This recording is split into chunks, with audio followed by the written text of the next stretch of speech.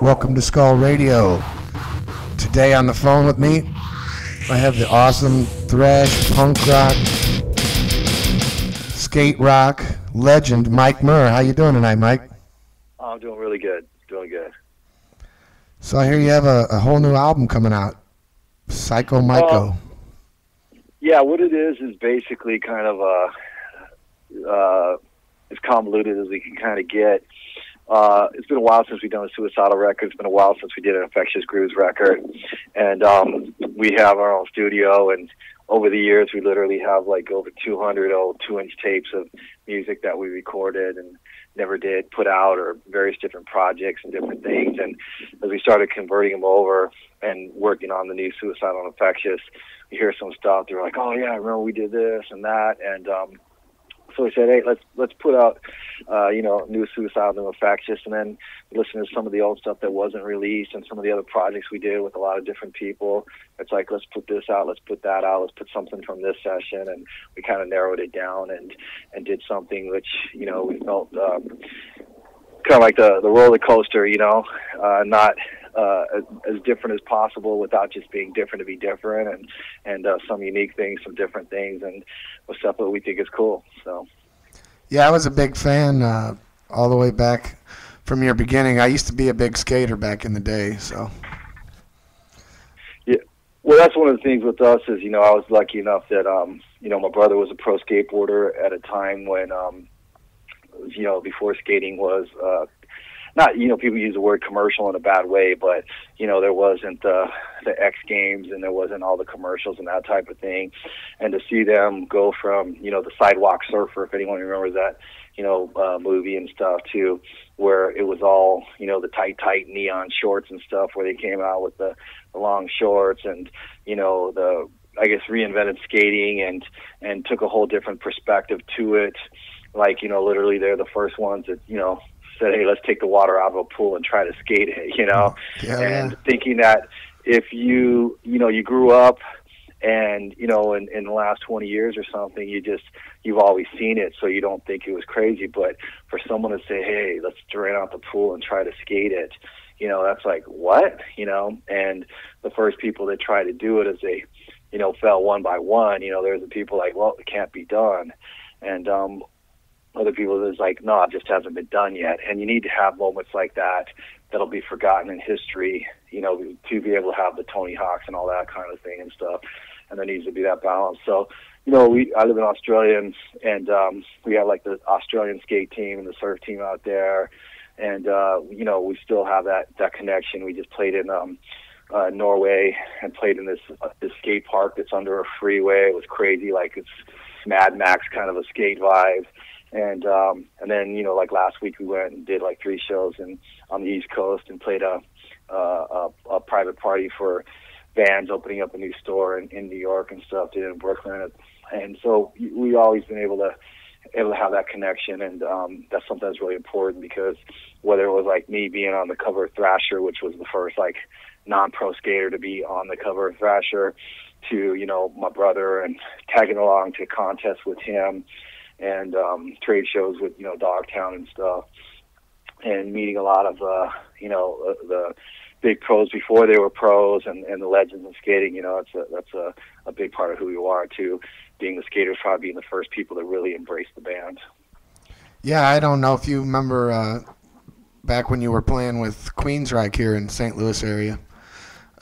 When you were on tour with them, I met you. I actually worked with Don Earl from Future Skate, and he actually got passes, and we came and met you backstage. Oh yeah, and stuff. no, I remember the shop, very well, and I remember the tour very well, because for us it was a great opportunity, playing on a tour where at the time Queensryche was the most played band on American radio and on MTV, and as mainstream as you can get, and we went out there, and there was when they announced it, we were only supposed to get 3 shows, and ended up doing 70-something shows, but a lot of people like, Suicidal, you can't have them on there. And we played in front of a lot of people that never heard our music, didn't know what it was. And over the years, there were so many people said, dude, the first time I ever saw you, heard you, I went to a Queensryche concert. I didn't know who you were. I saw this band. I'm like, yeah, that's so cool, you know. And so many people that did it, that if we didn't do that tour, would have been exposed to us. And people that I actually, like, not, you know, I really, the friends with, and people that I thought were really cool, and you really did it. You know someone, and even sometimes people, when you know them for a while, and they go, dude, I got to tell you this story. You know, actually, the first time I ever saw the band, I didn't want to sound stupid, and so you sit there, you go, wow, that's cool, you know. Yeah, I was really more of a fan of your guys. At that time, I was into the heavier stuff and the punk thrash and all that, and I didn't really care for Queensryche. I went there strictly to see you guys, and they ended up giving us some boxes of singles. They were like 2-song cassettes or 3-song cassettes. Yeah. And we went all around the parking lot and handed them out for you guys. I don't know if you remember all that. Yeah. No, that was cool. We found too, like, I think St. Louis was seats, but there were 77 shows, and I think about almost 40, the high 40s of them were general admission. And the ones that were no seats was always great, because all the people that came to see Suicidal, we started going crazy, and everyone's watching. And then, well, places there were seats, they're like scattered up in the seats, and you know, they try to slam it, and all people, what are you doing? What are you doing? You know, so it's like, oh my gosh, what's wrong with these people? But when you know, the sea of, as we call it, the sea of Suicidal came in when we played, that was always on the general admission. We always knew it was going to be great, and it's funny because we walk into the show, and the first thing we ask somebody, seats or no seats? And they go, seats. And we're like, oh, shit, you know, part of my language. No seats. We're like, yeah, you know. Oh, yeah, we can cuss on Skull Radio. We're good. Yeah. Well, I just, you know, said it back that. But that's what we said. Yeah, we said shit, you know. Yeah. Yeah, I definitely had a good time at that concert. It's one of the first times I had been on a big stage like that and been on the other side of it. We got to stand there on your side and watch from your end. That was actually cool. that was the first time we were able to do that too, which, you know, for us was very cool also, you know. And like I said, for us it was a situation where we had a record that'd been out for 9 months, and with no single or anything like that, we went on tour, and we did 2 months and 2.5 months, and all of a sudden we sold 150,000 more records. And we were basically selling them people that went to the show that didn't know who we were. And so that was like a great feeling. And for us, it was like, you know, we always said the number one reason why people don't like Suicidal, the music, is they haven't heard the music, you know. And there's always people that aren't going to like it. Oh, look at those dudes dress. Oh, look at that. But, you know, the majority of the time when people, you know, almost every time when people talk about why they like Suicidal, they're talking about songs and the music. And so I'd rather have people like us because of our music than not like us because of something that doesn't have to do with music, you know. Oh, yeah. I played at least 2 cassettes until they wore out with that You Can't Bring Me Down, Lights, Camera, Revolution. Yeah. That was awesome. So are you still jamming? Are you still jamming with the guys in Suicidal then, or you got a new CD eventually coming out with them? Yeah, we'll next year we'll still have a new CD out. Like I said, we just toured in Europe, did a month in August. We were in Australia, and in May we headline the Persistence tour in Europe in January. We go to South America in February, March. Do like 20 shows in France in April. We're figuring out when we're going to get the U.S. tour fit in and stuff. So, yeah, there's going to be a first record, I guess, in 11 or 12 years. So, pretty excited about that. Heck yeah. Some of the skater kids turned me onto it right back in the day in the shop, and as soon as I heard it, I was digging it, and I was really fortunate to come see you guys. I think I left before Queensryche came on. I think we were outside giving your cassettes away. Yeah. Good. Well, I appreciate it. Did a good job, you know, for the cause. That's awesome. So what's one of the funniest things that's happened on one of your tours with this whole new generation of kids getting turned on to Suicidal now? Wow. It's funny because there's so many things that, you know, I sit there and I don't get nostalgic. Usually what happens is someone will be talking and they'll go, dude, remember when? And you're like, oh yeah, that was kind of funny, you know. Yeah. Everybody has their favorite story or something, and then you be around like 20 people and they're like, yeah, well, check it out one time, and you're just sitting there, and rather than be the storyteller, you just kind of listen and go, yeah, that's true. And then sometimes you sit there and go, well, actually, no, I think you remember that wrong. Because I don't drink, I don't smoke, and that didn't happen, you know. And you'll get the one where the person comes up and is like, hey, remember me? I put the carpet in your house in Azusa. And I'm like, I don't know where Azusa is. Yeah, remember? You gave me beers and you were this. I was like, dude, I don't live in Azusa. I have never been to Azusa. I couldn't tell you where it is, you know. And people are like, yeah, it's like, well, yeah, my cousin and blah, blah, they want to meet you, yeah. And, you know, they don't believe me. You know, it's like, I can't believe we went to elementary school together in Montecito and this and that. I'm like, I didn't go to elementary school in Montecito. You know? And they're like, wow, you know. And it's funny because a lot of times people, hey, what's up, Mike? And you just say, hey, what's happening? And you don't assume that you know the person. The beat, just everybody does that and stuff. And then afterwards, they're like, yeah, they're trying to go, wow, so he did know you. I'm like, what? He said, yeah, he was saying how blah, blah, this and that. I'm like, no. And sometimes you just like, rather than argue with someone that doesn't know what they're talking about, you don't, you know, you're just like, okay, well, okay, all right, well, thank you, yeah. So we always joke, and then afterwards, when something like that happens, you know, one of the guys in the crew or something, they go, by the way, that's the other Mike Muir. The other one, you know. So we always go, oh, there must be another one that's doing all this stuff, you know, going to elementary school in Montecito, getting carpet in Azusa, and you know, on and on and on and on. Yeah. So it all gets summed up. That must have been the other Mike Muir. Yeah, that's awesome. So you're gonna eventually do a tour in these states again? Yeah, definitely. And so we did some shows last year. Like I said, just flew out and did 3 shows back east last week, and I just was talking to someone yesterday about timing. They're doing some tour, and when we were available to do it, because they want to do it with bands and stuff like that, and tied in with a few things like that. So we're trying to just figure out what the schedule works for everybody, and yeah, it'll be cool. Cool. What's up with Infectious Grooves? Is that going to have a new CD out, or are you guys just side project?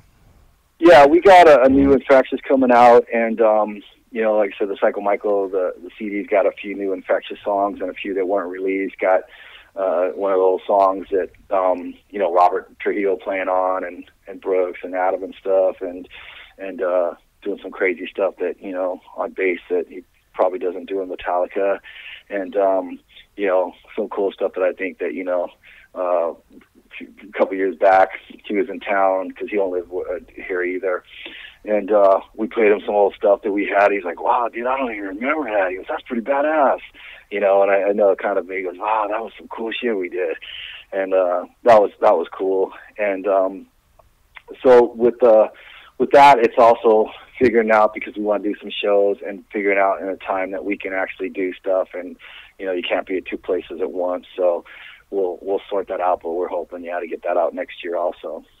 Cool. We'll be happy to promote your tour. We're a worldwide station on the web, so we get people from all the countries listening. We got 140 something countries tuned in this month, so cool. We can get the word out around the states, and especially even overseas if you get some stuff going on. Yeah, definitely appreciate all the help.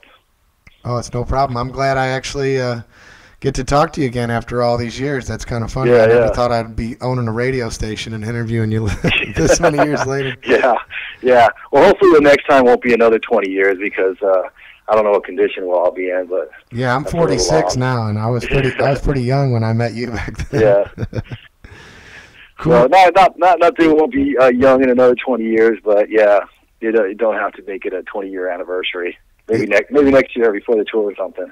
Yeah, definitely. If you come to St. Louis or even Chicago, a lot of the kids here from St. Louis drive up to Chicago and see a lot of the bands that we play here on the radio. Yeah, no, definitely. Well, I'll have to get a copy of that from Liz and start pumping it heavy. And yeah. Where can kids find it when it comes out? Is it going to be in all the stores Oh, or iTunes or? yeah, it'll be on iTunes. I would say in all the stores, but you know what? Where I live, there are no more record stores. you know, Yeah, and we've still got a it's couple around here, but they're like the diehard, people. yeah. I mean, all the like kind of the indie stores and the even the chain stores, they don't exist anymore. And one by one, you saw them going out of business and closing and stuff. So it was funny because my friend a couple of weeks ago was like, going, dude, where do you buy actual CDs at anymore?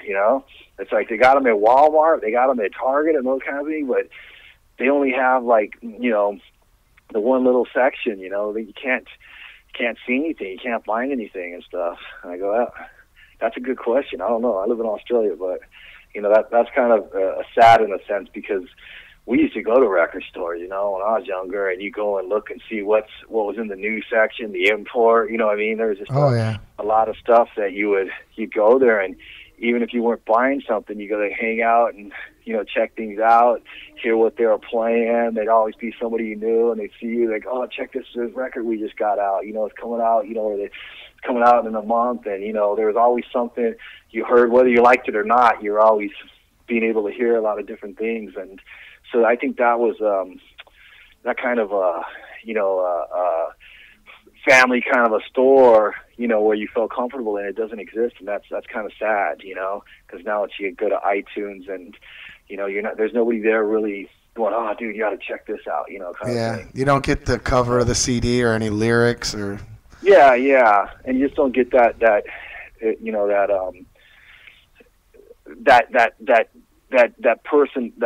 personal touch where someone's like going, oh, dude, you like this? Check this out, or this or that, or even if you don't like it, it's like, oh, I got the new one, and I'll play it for you. It wasn't just to sell things. It was like, people could hear things, discover things, talk about things, and it was kind of like, I guess there's people joke about the barbershop, where people go there and they talk, in all those movies. Oh, That's yeah. kind of like the record store was. You went there and you kind of hung out, and you get in a conversation with someone who goes, oh, I like that. You're like, really? Blah, blah, blah. And we had a couple of record stores like that, and now there isn't. And that's to me, that's kind of the saddest thing of all of it. Yeah, definitely. I miss my those kids days. would be able to experience. Yeah. So, and Cool. Well, yeah. are you guys on Facebook and Reverb Nation and all that kind of stuff? We are on Facebook. Just got on it. I'm not like a really computer guy, and people were saying you need to get on it. And then finally, I just said, okay, go ahead, set it up. A couple months ago. So we're actually on it, and I understand the importance of it. I guess kind of I would have the resistance because I'd be hearing all these stories about people and blah, blah, blah. And I'm like, where do you hear that? Facebook. And it's like, oh, man, it's like Gossip Central. But I know for a lot of people, that's the only way that they found out about things and stuff, and especially in Europe and Australia. And a lot of people are like, dude, I didn't even know you were playing, and I just got this looked on Facebook, and I saw that. And so I go, well, it's some people use it for a good form of communication and to keep in touch and stuff. So that's fine. I just personally don't have one, and I can't deal with the gossip, man. Yeah. Well, I'm sure your page would be blowing up. The updates and stuff. I'm feeling this, and the 12-year-old drama, on people that are much too old to be acting like little kids. Yeah, So. definitely. So you guys are self-producing your stuff now. You got your own studio. That's cool. Yeah, we have our own studio. We've used Paul Northfield that actually he worked on a lot of the Queensryche stuff and way back and Rush and a lot of different things. And even though it's different music, he totally has understanding of what we're doing and appreciates our differences. Where I think a lot of people they try to do everything the same and they have their system and whatever band it is, they follow the system. And that was one thing I really liked about Paul. He goes, you know what, it's great for me because doing this, 30, 40 years. And he goes, I still, when I do something with you guys, I still forced to learn and do things differently. And it challenges me and stuff rather than do it the way that I've always done it and stuff. And so, it's one of those ones where if you can still learn from other people and vice versa, that's a great experience rather than just going through something and, you know, going through the motions and, okay, now we do this, now we do that, and a pattern. When you're able to change the pattern and change it for a better way, then you're looking for other ways to change it so it always stays exciting and kind of fresh and stuff. Hell yeah. Well, I'll be letting all the kids know. You know, I say kids, they're anywhere from 20 years old probably to my age, and I still feel like a kid. But we'll definitely spread the word about it. And I even have a signed Pepsi can in storage from you. There's a few of those. Oh, yeah, I'm sure. Another friend of mine, Louis, said he had a signed can from you that he got down on the Ustream loop or something like that. Uh-huh. But yeah, man, I'm really glad I got to talk to you today. I appreciate you taking the time. Oh, no problem. Thanks again for a belated 20 years later. Thanks for passing out those cassette samplers. Oh, no problem, man. Can we get a station ID from you? Yeah. What exactly do you want me to say? Just whatever you want to say. Just, you know, your name and your band and that you're listening to Skull Radio, and then we'll play that before we rock your tunes. Okay. I'll just keep it simple and straight. You ready? Yep. Hey, this is Mike Muir from Suicidal Tendencies, and you're listening to Skull Radio.